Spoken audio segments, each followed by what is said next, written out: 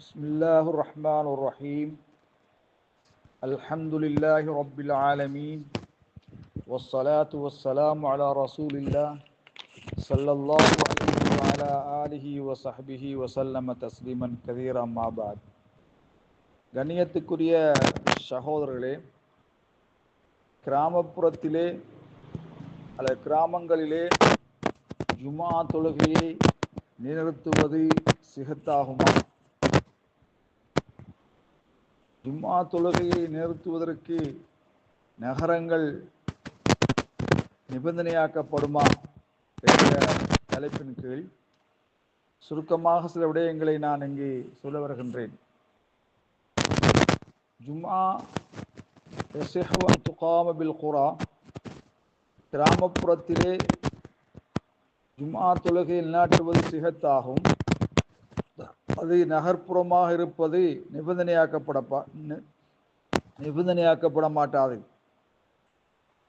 நகரமாக இருப்பது நிபந்தனை என்று கூறுவதற்கு லைஸலஹு தலீலுன் லா மின் கிதாபில்லா வலா மின் சுன்னத்தி ரசூலில்லா, நபி வழியிலேயோ அல் குர்ஆனிலேயோ எந்த விதமான ஆதாரமும் இல்லை.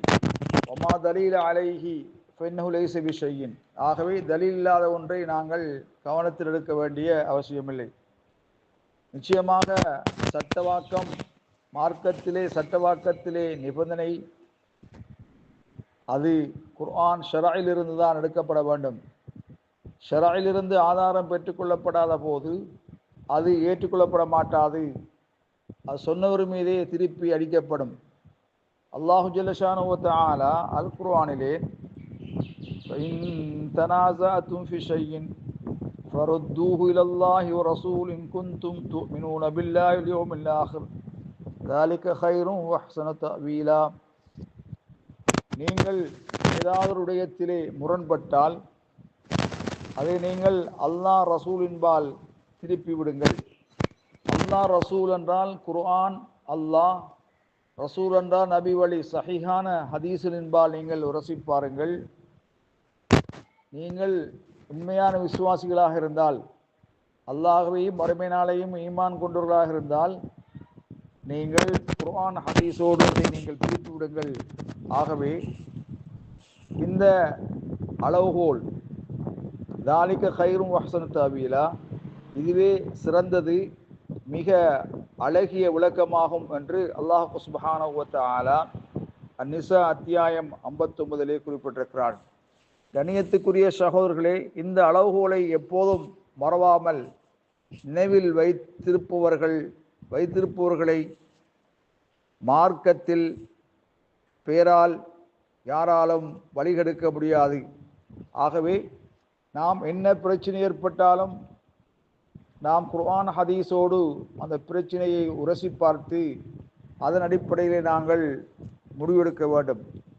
கண்ணியத்துக்குரிய சகோதரர்களே, குர்ஆன் ஹதீஸில் இல்லாத ஒரு நிபந்தனையை யாராவது உறுதி செய்தால், அது வணக்க வழிபாடுகளில் இருந்தாலும் சரியே அல்லது முஆமலாத் கொடுக்கல் வாங்கல் விடயங்களாக இருந்தாலும் சரியே, ஃபஇன்னஹா ஷுரூத்துன் மர்தூதத்துன் அலைஹி, அந்த நிபந்தனை ஏற்றுக்கொள்ளப்பட மாட்டாது.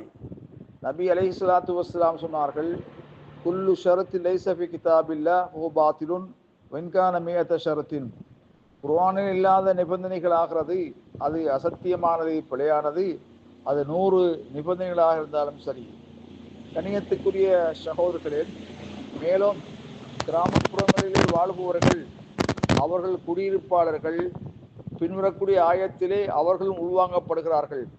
யா அய்யுஹல்லதீன ஆமனூ இதா நூதிய லிஸ்ஸலாத்தி மின் யௌமில் ஜும்அத்தி ஃபஸ்அவு இலா திக்ரில்லாஹி வதருல் பைஅ ذலிகும் கைருல் லக்கும் இன் குன்தும் தஅலமூன்.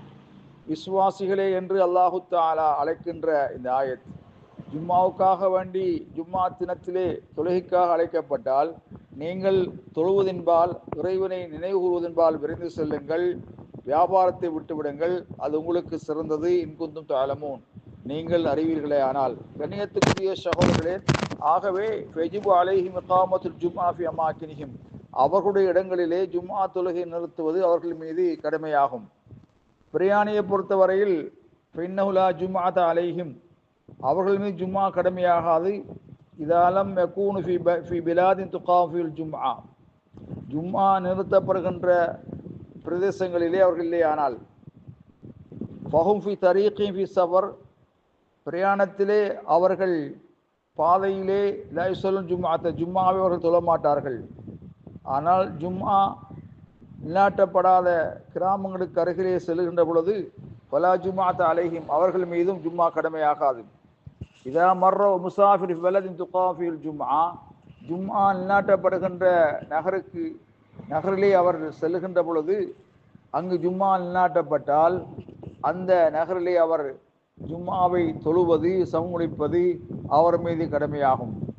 கணியத்துக்குரிய சகோதரர்களே, ஜும்மாவிலே கவனிக்கத்தக்க எண்ணிக்கையாகிறது.